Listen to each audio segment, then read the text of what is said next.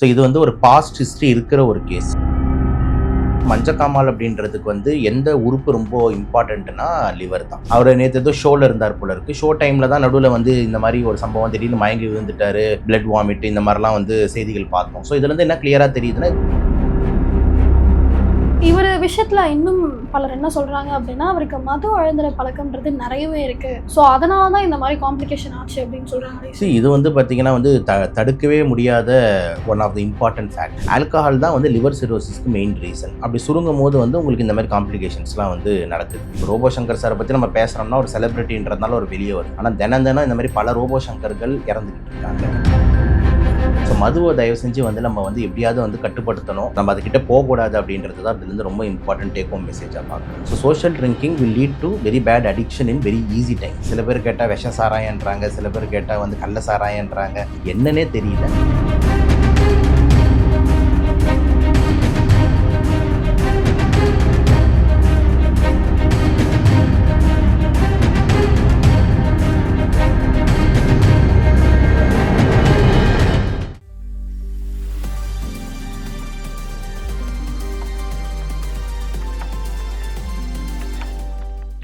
நேயர்களுக்கு வணக்கம். இன்னைக்கு நம்ம கூட டாக்டர் சபரிநாத் தான் இருக்காங்க. அவங்க கூட தான் பேச போறோம். வணக்கம் சார். வணக்கம் மேடம். சார், இப்போ பரபரப்பா பேசப்பட்டு இருக்க ஒரு விஷயம், அதுவும் நம்ம எல்லாரையும் கஷ்டத்துல ஆழ்த்தின ஒரு விஷயம் என்னன்னா, நடிகர் ரோபோ சங்கர் அவர்களுடைய மரணம் தான். என்ன ஆச்சு சார்? எதனால அந்த திடீர் மரணம்? இல்லை, இது ரொம்ப வந்து ஆழ்ந்த ஒரு இரங்கல் தான். அதில் வந்து மாற்று கருத்து இல்லை. நான் ஏஜ் ஆன் 46 தான் சாருக்கு வந்து ஆகுது. ஸோ இந்த யங் ஏஜில் வந்து ஒரு நல்ல பிரபலமான எல்லாரும் சிரிக்க வச்ச ஒரு கலைஞர் வந்து நம்மளை விட்டு போகிறதுன்றது மன வருத்தத்தில் எந்த மாற்று கருத்தும் இல்லை. பட் அதை தாண்டி மருத்துவராக சயின்டிஃபிக்காக ஒரு சில விஷயங்கள் வந்து சொல்ல வேண்டியது இருக்குது. ஸோ இது வந்து ஒரு பாஸ்ட் ஹிஸ்ட்ரி இருக்கிற ஒரு கேஸ். அதாவது பாஸ்ட் ஹிஸ்ட்ரி என்னன்னா, முன்னாடியே வந்துட்டு ஒரு நோயால் சஃபர் ஆகிட்டு இருக்கிறது. அதே மாதிரி நம்மளுக்கு தெரியும், போன வருஷம்லாம் வந்து பார்த்திங்கன்னா ரொம்ப நாளாக வந்து படத்துலலாம் நடிக்காமல் இருந்தார். ஹெல்த் இஷ்யூஸ்க்காக பாடிலாம் இதெல்லாம் சேஞ்ச் பார்த்தோம். அவர் ஜென்ரலாக வந்து பார்த்திங்கன்னா ஒரு மாதிரி ஹெஃப்டியாக ஒரு ஜைஜான்டிக் பாடி, இப்போ எப்படி வந்து ரொம்ப லீனாக ரொம்ப ஒல்லியாக இருந்தார் அப்படின்ற மாதிரி நம்மளுக்கு தெரியும். அதே மாதிரி மஞ்சக்காமால் முன்னாடியிருந்தே அவருக்கு அஃபெக்ட் ஆகிருக்கு அப்படின்ற மாதிரி வந்துட்டு அவங்க உறவினர்கள் எல்லாரும் அதுக்கு சிகிச்சை எடுத்துக்கிட்டு இருக்காங்க. இப்போ வந்து மீண்டு வந்துக்கிட்டு இருக்காருன்னு ரொம்ப இம்பார்ட்டண்ட்டாக இதில் என்ன புரிஞ்சுக்கணும் அப்படின்னா, இந்த மஞ்சக்காமால் அப்படின்றதுக்கு வந்து எந்த உறுப்பு ரொம்ப இம்பார்ட்டண்ட்னா லிவர் தான், அதாவது ஈரல் தான். இந்த கல்லீரல் பொறுத்த வரைக்கும் வந்து ஒன்ஸ் டேமேஜ் ஆரம்பிச்சதுனா தான் ஜென்ரலாக அந்த மஞ்சக்காமால்லாம் வர ஆரம்பிக்கும். அதே மாதிரி ஆன டேமேஜ் வந்து பார்த்தீங்கன்னா ரிவர்சிபிள் கிடையாது. இப்போ எக்ஸாம்பிள், அந்த ஈரலில் வந்து பல ஸ்டேஜஸ் இருக்குது. நார்மல் ஈரல் லைட்டாக வீங்கிறது, அது பேர் ஹெப்படைட்டிஸ்ன்னு சொல்லுவாங்க. ஈரலை சுற்றி கொழுப்பு சேர்றது, அது பேர் ஃபேட்டி லிவர்னு சொல்லுவாங்க. அதுக்கு அடுத்த ஸ்டேஜ் போகும்போது ஈரல் சுருங்க ஆரம்பிக்குது. சுருங்க ஆரம்பிக்கும் போது அது பேர் தான் லிவர் சிரோசிஸ்ன்னு சொல்லுவாங்க. இதையும் தாண்டி கொஞ்சம் அப்படியே சுருங்க அப்படியே அடுத்த ஸ்டேஜ் ஃபுல்லாக சுருங்கிடுச்சுன்னா அப்போ லிவர் வந்து செயலிழக்குது. அது பேர் தான் லிவர் ஃபெயிலியர்னு சொல்லுவாங்க. அப்போ fatty liver, liver cirrhosis, liver ஃபெயிலியர்னு அடுத்தடுத்த ஸ்டேஜஸ் போயிட்டுருக்கு. இதில் அந்த ஃபேட்டி லிவர் ஸ்டேஜில் இருக்கும் போது தான் நம்ம ரிவர்ஸ் பண்ணிக்கணும், ஜாகிரதையாக இருக்கணும், அப்பயே நம்ம வந்துடணும். ஆனால் ஒன்ஸ் லிவர் சிரோசிஸ் ஆரம்பிச்சிருச்சு, அதாவது ஈரல் சுருங்க ஆரம்பிச்சிருச்சுன்னா அதை ரிவர்ஸ் பண்ண முடியாது. அப்போ அந்த லிவர் சிரோசிஸ்க்கு மெயின் ட்ரீட்மெண்ட்டு ஒரே ட்ரீட்மெண்ட் ஆப்ஷன் என்னன்னு பார்த்தீங்கன்னா, ஈரலை மாற்றி வைக்கிற ஒரு விஷயந்தான். இப்போது இந்த மாதிரி வந்து ஏதோ ஒரு வகையில் வந்து ஏதோ கொஞ்சம் மீண்டு சம்திங் நார்மல் லைஃப்பில் ஓடிக்கிட்டு இருக்காங்க போது, பட் ஆனால் லிவர் வந்து ஃபுல்லாக வந்து வேலை செய்யலை, செயலிழந்திருக்கு. அதை தாண்டி நம்ம ஒரு சில மாத்திரைங்களால் ஓடிக்கிட்டு இருக்கும் போது நடுவில் என்ன வேணால் காம்ப்ளிகேஷன் நடக்கலாம். ஏன்னா அந்த லிவர் சிரோசிஸ்னால வந்துட்டு உங்களுக்கு அங்கே ப்ரெஷர்ஸ்லாம் அதிகமாக இருக்கும். ஸோ அது பேர் தான் போர்ட்டல் ஹைப்பர் டென்ஷன் சொல்லுவாங்க. அப்படி ப்ரெஷர்ஸ் அதிகமாக இருக்கும்போது திடீர்னு வந்து ரத்த வாந்தி வரலாம். திடீர்னு வந்து பார்த்திங்கன்னா பிபி டவுன் ஆகலாம். வயிறில் நீர் சேர்ந்து வந்து நீர் சத்து குறையலாம், உப்பு சத்து குறையலாம். இப்படிலாம் குறையும் போது திடீர்னு இப்படி கொலாப்ஸ் ஆக வாய்ப்பு இருக்குது. அவர் நேற்று ஏதோ ஷோவில் இருந்தார் போல இருக்குது. ஷோ டைமில் தான் நடுவில் வந்து இந்த மாதிரி ஒரு சம்பவம் திடீர்னு மயங்கி விழுந்துட்டாரு, பிளட் வாமிட் இந்த மாதிரிலாம் வந்து செய்திகள் பார்த்தோம். ஸோ இதுலேருந்து என்ன கிளியராக தெரியுதுன்னா, இதெல்லாமே காம்ப்ளிகேஷன்ஸ் ஆஃப் லிவர் சிரோசிஸ், அதாவது ஈரல் சுருக்க நோயோட ஒரு சில பக்க விளைவுகளாக தான் நம்ம இதை பார்க்குறோம். ரொம்ப துரதிருஷ்டமான விஷயம். பட் ஆனால் மெடிக்கல் சயின்ஸில் வந்து இது வந்து ஒரு இருக்கிற விஷயம். அதான் சார், ஆல்ரெடி அவர் உடம்பு சரியில்லாமல் இருந்தார், அந்த பிரச்சனையெல்லாம் இருந்துச்சு. இப்போ ஆனால் ரீசெண்ட் டைம்ஸில் நல்லா இருந்தார், நிறைய ஷோஸ் எல்லாம் பண்ணிட்டு இருந்தார். இப்போ திடீர்னு இந்த மாதிரி ஆனதுக்கு ஏதாவது ஸ்பெசிஃபிக்காக ரீசன் இருக்குமா? ஸ்பெசிஃபிக் ரீசன் அதான் கிளியராக நான் சொன்னேன் உங்ககிட்ட. என்ன அப்படின்னு பார்த்தீங்கன்னா, லிவர்ன்றது வந்து ரொம்ப ஸ்டார்டிங் ஸ்டேஜஸில் இருக்கும்போது ஃபேட்டி லிவராக இருக்கும்போது நம்மளால் ஃபுல்லாக ரிவர்ஸ் பண்ண முடியும். பட் ஆனால் வந்து ஒன்ஸ் வந்து அந்த லிவர் சுருங்க ஆரம்பிச்சிருச்சுன்னா அதோட ப்ராப்ளம் வந்து பர்மனெண்ட். அதை நம்ம திருப்பி நார்மல் ஆக்க முடியாது. ஈரலை மாற்றி வைக்கிறது மட்டும்தான் ஒரே சிகிச்சையாக இருக்கும். ஸோ அந்த டைம் லேப்ஸில் நம்ம வந்து நல்லா கொஞ்சம் பணக்காரங்களாக இருக்கவங்க, இல்லைனா வந்து வி ஆர் ஹேவிங் சம் மணினா இந்த டிரான்ஸ்பிளான்ட்டு ஈஸி ஆப்ஷனாக நம்ம பண்ண முடியும்.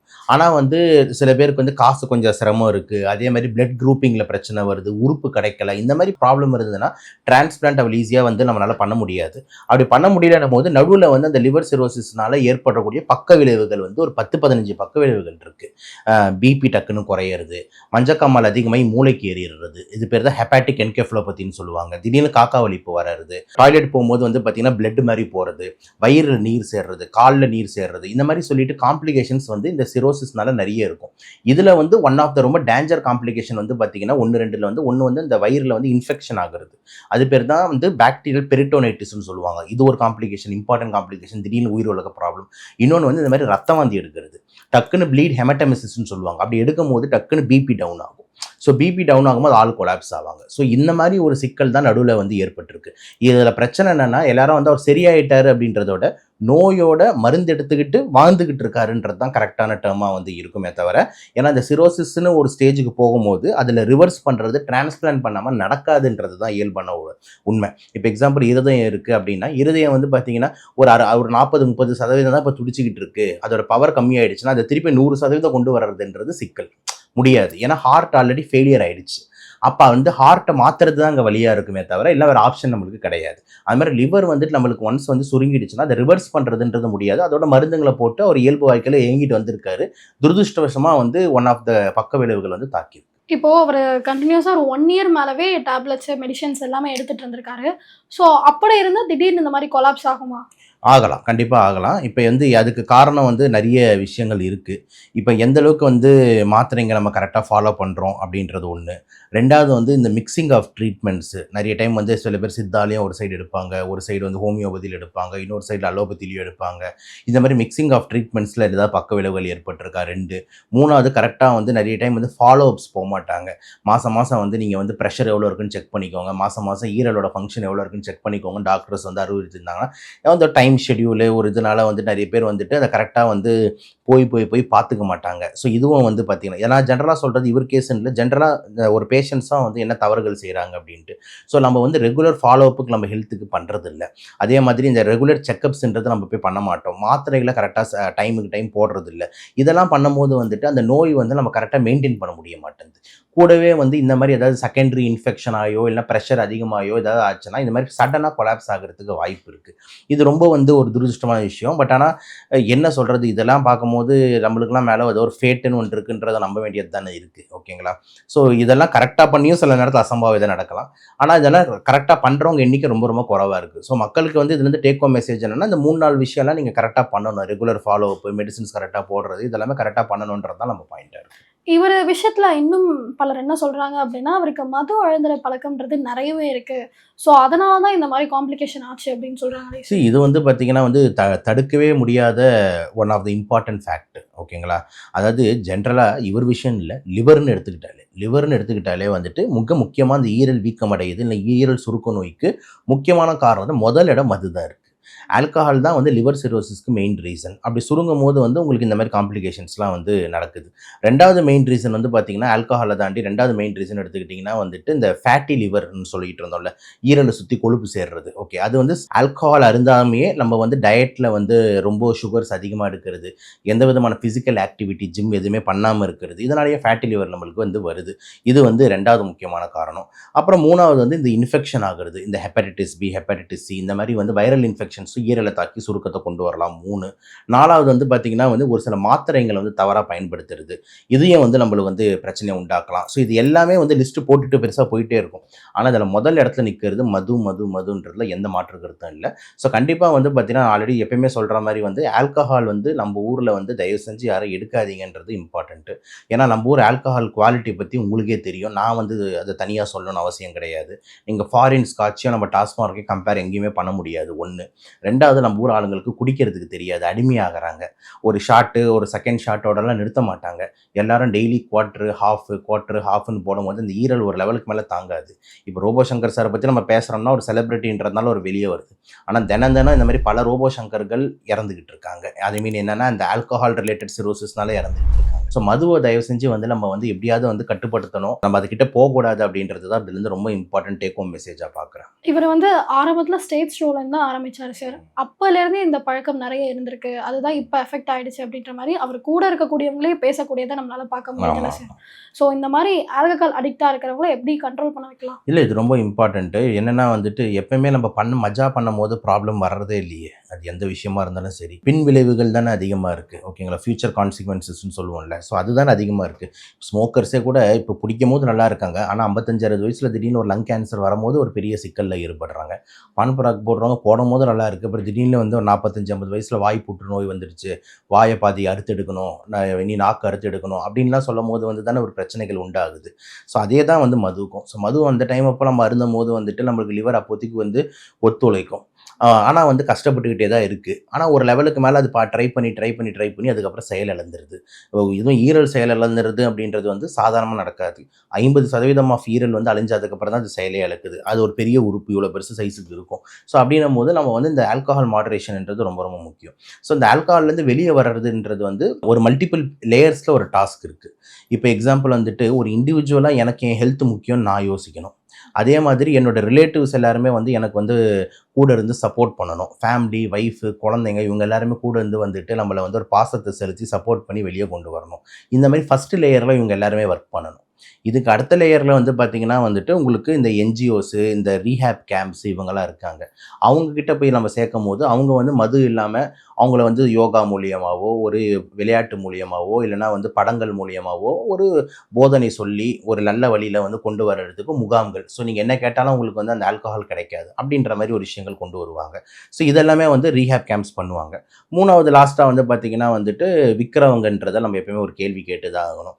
ஏன்னா விற்கிறதுனால தானே இத்தனை பேர் குடிக்கிறாங்க, இறக்குறாங்க. ஸோ நீங்கள் ஏன் வந்து இந்த மாதிரி வந்து ஒரு ஆல்கஹாலை விற்கிறீங்க, ஆல்கஹால் ஏன் அப்போ எல்லாருமே பேசுவாங்க ஏன் வெளிநாட்டில் விற்கிறீங்கன்னு. ஸோ இது இந்த இடத்துல திருப்பி குவாலிட்டி ஒரு பெரிய பிரச்சனை வருது. குவாலிட்டி ஆஃப் ஆல்கஹால் எந்த அளவுக்கு இங்கே நல்லா இருக்குது, ஒரு கரெக்டான ஒரு மாடரேஷனில் இருக்கா, ஒரு ஸ்டாண்டர்ட் கம்பெனிஸ் இருக்கா, இந்த மாதிரி 1008 கேள்வி வருது. அப்போது இந்த ஆல்கஹால்லேருந்து வெளியே வர்றதுன்றது நம்மளோட ரெஸ்பான்சிபிலிட்டி நம்பர் 1, ஃபேமிலி ரெஸ்பான்சிபிலிட்டின்றது நம்பர் 2, அதுக்கப்புறம் வந்துட்டு இந்த ரீஹேப் கேம்ப்ஸு, என்ஜிஓஸு இவங்களோட இதெல்லாம் இருந்தது 3. அரசாங்கத்துக்கு வந்து பார்த்திங்கன்னா எல்லாத்துக்கும் மேலே விற்கிறது வந்து அப்படின்ற அவங்க ரெஸ்பான்சிபிலிட்டின்றதுனால அவங்களுக்கு ஒரு முழு பொறுப்பு இருக்குது. இது எல்லா லேயர்லையும் நம்ம சேர்ந்து ஒர்க் பண்ணால் தான் அந்த ஆல்கஹால் டிபெண்டன்ஸ்லேருந்து வெளியே வர முடியும். ப்ளஸ் கூடவே சைக்காலஜிக்கல் சப்போர்ட்டு, சைக்கியாட்ரிஸ்ட் சப்போர்ட்டு இவங்க எல்லாருமே வந்து பார்த்திங்கன்னா அந்த டிப்ரெஷன்லேருந்து வெளியே கொண்டு வரது, ஆல்கஹால் விட்ரால்லேருந்து வெளியே கொண்டு வரதெல்லாம் மருந்து மூலியமாக வந்து நாங்களும் வந்து சப்போர்ட் பண்ணுவோம். இது எல்லாமே சேர்ந்து நடக்கும்போது கண்டிப்பாக மதுலேருந்து நம்ம வெளியே வர முடியும். இப்போ முக்கால்வாசி பேர் சொல்கிறது என்னன்னா, நான் வந்து சோஷியல் ட்ரிங்கர், எப்போவாவது ஒரு நாள் 2 நாள் தான் குடிப்பேன், அப்படி குடிச்சா பிரச்சனை இல்லை அப்படின்ற மாதிரி சொல்கிறாங்க. ஸோ கண்டினியூஸாக ஆல்கஹால் கன்சியூம் பண்ணுறது எவ்வளோ இயரில் இந்த லிவர் ஃபெயிலியர்ன்றது வரும் சார்? இது ஆக்சுவலாக வந்து இந்த சோஷியல் ட்ரிங்கிங்ன்ற கான்செப்ட் வந்து என்னதான் இருந்தாலும் நம்ம ஊருக்கு அதெல்லாம் ஒத்து வராதுன்னு தான் நான் பார்க்குறேன். நம்ம ஊரில் வந்து சோஷியல் ட்ரிங்கிங்லாம் பண்ண முடியாது. ஏன்னா தினம் நம்ம சோஷியலாக தான் இருக்கும், ஓகேங்களா? ஸோ வந்து டெய்லி ஏதாவது ஒரு ஃப்ரெண்டு கூப்பிடுவாங்க, டெய்லி ஏதாவது வந்து ஒரு இடத்துக்கு போவோம். அப்படின்னும் போது வந்துட்டு இதெல்லாம் ரொம்ப ஈஸியாக டெய்லி பழக்கமாக மாறிடும். ஸோ சோஷியல் அதே மாதிரி நடுவில் நம்மளுக்கு வந்து ஏதாவது வந்து ஒரு டிப்ரெஷன் வரும், இல்லைனா இப்போ மன அழுத்தங்கள் நிறைய வரும், ஸ்ட்ரெஸ்ஸுன்ற பேர் வரும், இல்லைனா பர்த்டேன்ற பேர் வரும். ஸ்ட்ரெஸ்ஸாக இருந்தாலும் நம்மளால் குடிக்கணுமா, ஹாப்பியாக இருந்தாலும் குடிக்கணுமான்ற மாதிரி டெய்லி இது அப்புறம் ஒரு பழக்கமாக மாறிடும். So social drinking will lead to very bad addiction in very easy time. Okay, so அதனால் வந்து இந்த சோஷியல் ட்ரிங்கிங்ன்ற கான்செப்டில் நம்ம ஊரில் வேலைக்கு ஆகாதுன்றது தான் உண்மையான விஷயம். ஒன்று நிறுத்தினா டோட்டலாக நிறுத்து, ஓகேங்களா? இல்லைனா வந்து உன்னால் நிறுத்த முடியாது. இவ்வளோ தான் வந்து நம்ம 2 கேட்டகரியாக பிரிச்சுக்கிட்டால் தான் மக்களுக்கு ஒரு தெளிவாக இருக்கும். அதுக்கப்புறம் எவ்வளோ நாள் வந்து நம்ம குடித்தோம்னா வந்து ஈரல் கெட்டு போவோன்றது வந்து ரொம்ப இம்பார்ட்டண்ட்டாக வந்து பார்த்திங்கன்னா எவ்வளோ குவான்டிட்டி ப்ளஸ் எவ்வளோ இயர்ஸ், இது 2ம் முக்கியம். இப்போ எக்ஸாம்பிள் வந்து நீங்கள் வந்து ஜஸ்ட்டு வந்து ஒரு லார்ஜ் தான் நீங்கள் எடுக்கிறீங்க, ஓகேங்களா? அதாவது ஒரு 60 ml தான் நீங்கள் எடுக்கிறீங்க அப்படின்ற மாதிரி இருந்ததுன்னா வந்துட்டு உங்களுக்கு ஒரு 30-40 இயர்ஸ் கூட ஆகலாம், ஓகேங்களா? அந்த ஈரல் கெட்டு போகிறதுக்கு. ஆனால் யோசிச்சு பாருங்கள், யாரும் ஒரு லார்ஜ் இந்த சென்ஸ் என்னென்னா ஒரு 60 ml சொல்கிறேன், அதோட யாரும் நிறுத்துறது இல்லை. ஈஸியாக வந்து பார்த்திங்கன்னா ஒரு நாளைக்கே வந்து 3 லார்ஜ் 4 லார்ஜஸ் போவாங்க. அதுவே வந்து நான் சொல்கிறது ஓரளவுக்கு குடிக்கிறவங்க. ஆனால் நம்ம ஆளுங்களாம் பாருங்கள், அசால்ட்டாக ஒரு குவார்ட்டர் ஹாஃப் ராவாக அடிக்கிறவங்களாம் இருக்காங்க. அப்போ இதெல்லாம் வந்து 60 ml இல்லை, எங்கேயோ போகுது. அப்போது இவங்களாம் வந்து ஒரு 10 வருஷத்துலேயே என்ன ஆகிடுது, ஈரல் போயிடுது. அப்போது நீங்கள் ஒரு லார்ஜ் ஒரு 30-40 இயர்ஸ் கணக்குக்கும் ஒரு குவார்ட்டர் வந்து பார்த்தீங்கன்னா வந்துட்டு ஒரு 10 இயர்ஸ்லேயே முடிஞ்சிருது அந்த அளவு. ப்ளஸ் அந்த குவாலிட்டி ஆஃப் ஆல்கஹால். நான் சொல்கிறது இன்டர்நேஷ்னல் ஸ்டாண்டர்ட் ஆல்கஹால். இதில் இந்தியன் ஸ்டாண்டர்டுன்றதோட இப்போ இங்கே இருக்கிற ஸ்டாண்டர்ட் எனக்கு என்ன ஸ்டாண்டர்ட்னு சத்தியமாக புரியல. சில பேர் கேட்டால் விஷ சாராயன்றாங்க, சில பேர் கேட்டால் வந்து கள்ள சாராயன்றாங்க, என்னன்னே தெரியல.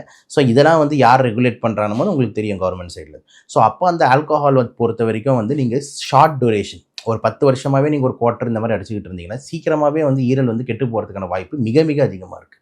ஸோ அதனால் வந்துட்டு உங்களுக்கு டைம் பீரியடே வந்து ஒரு 10 இயர்ஸ்னு வச்சுக்கோங்க. நம்ம ஊருங்காலுங்க குடிக்கிற குடிக்கு இன்டர்நேஷ்னல் ஸ்டாண்டர்டாக நம்ம இங்கே கம்பேரே பண்ண முடியாது. ஓகேங்களா? ஏன்னா அவங்கள மாதிரி நம்ம குடிக்கிறதும் இல்லை, குவாலிட்டி எல்லாமே பேசிட்டோம். அதனால் தயவு செஞ்சு வந்துட்டு எவ்வளோ சீக்கிரம் மதுல வந்து வெளியே வரமோ இந்த மாதிரி ஈரல் சம்மந்தப்பட்ட விஷயங்கள்லேருந்து நம்ம மெயினாக வெளியே வர முடியும். இதுதான் வந்து ரொம்ப இம்பார்ட்டன்ட். சார் அப்புறம் இன்னொரு விஷயம் என்னன்னா, இப்போ இந்த இஷ்யூ இருந்துச்சு அப்படின்னா லிவரை மாற்றுறதை தவிர வேற வழியே இல்லை அப்படின்னு சொன்னீங்களா சார்? இப்போ லிவர் டிரான்ஸ்ஃபார்ம் பண்ணுறதுக்கு என்னென்ன வேணும் சார்? லிவர் டிரான்ஸ்பிளான்ட் முதல்ல உங்களுக்கு யாராவது லிவர் கொடுக்கறதுக்கு ரெடியாக இருக்கணும். இருந்தால் தானே நீங்கள் முதல்ல மாற்றிக்க முடியும். ஸோ அது யார் உங்களுக்கு கொடுக்க ரெடி வருவா அப்படின்றது ஒரு ஃபர்ஸ்ட் இம்பார்ட்டன்ட் திங்கு. ரெண்டாவது வந்துட்டு உறவினர்கள் வந்து யாரும் ஒத்து வரல அப்படின்னா வெளியே வந்து நீங்கள் சார்ந்து இருக்கணும். வெளியே சார்ந்து இருக்கணும் போது எந்த அளவுக்கு வந்துட்டு வெளியே இருக்கிறவங்க வந்து அந்த உங்களோட சேம் பிளட் குரூப்பில் மேட்ச் ஆகணும். அவங்க லிவர் உங்கள் லிவரை ஒத்து போகணும். இது எல்லாமே ஒரு பெரிய விஷயங்கள். அவங்க பிரெயின் டெட்டாக இருந்தால் தான் அவங்க லிவரை நம்மளால் எடுக்க முடியும். மற்றபடி யாரும் வெளியே போகிறவன் பாவம் அவன் குடிச்சிட்டு இப்படி ஆகிட்டான், நான் என் பாதி லிவர் எடுத்துக்கோப்பான்னு யாரும் கொடுக்க மாட்டாங்க. ஓகேங்களா? நீ குடிச்ச சாகடா அப்படின்ற மாதிரி தான் மக்கள் யோசிப்பாங்க. இது எல்லாமே வந்து பாயிண்ட்ஸில் வந்து இருக்குது. அதை தாண்டி வந்துட்டு இன்னொரு இம்பார்ட்டன்ட் சிக்கல் இதில் என்னென்னா வந்துட்டு மணி. ஏன்னா டிரான்ஸ்பிளான்ட்ன்றது வந்து ஒரு சீப் ப்ராசஸ் கிடையாது. உங்களுக்கு வந்து பல லட்சங்கள் செலவாகுது. ஓகேங்களா?